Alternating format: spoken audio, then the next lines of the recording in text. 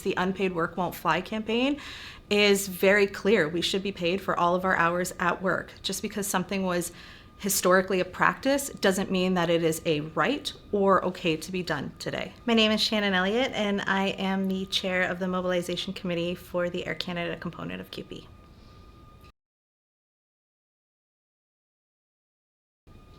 I think the government is getting a lot wrong when it comes to defending democracy.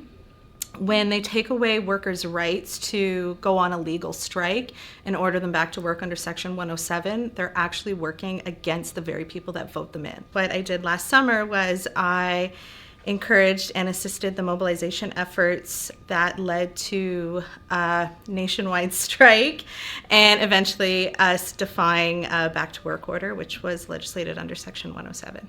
What led us here? We were coming out of a 10-year unprecedented agreement.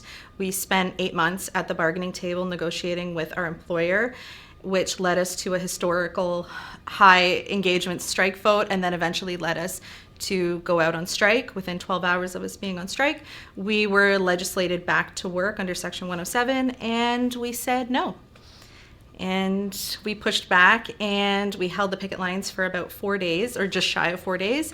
And then what we were able to accomplish was we actually brought the employer back to the table in a serious position to negotiate, and we were able to secure all of the gains that we had made up until that point, and the only portion that was going to go to arbitration were the wages. They're not defending democracy. When you order a group of workers back to work who are negotiating and coming to the table with multiple proposals that are reasonable, when you take away those workers' rights, you're actually working against democracy. You're not working alongside with it.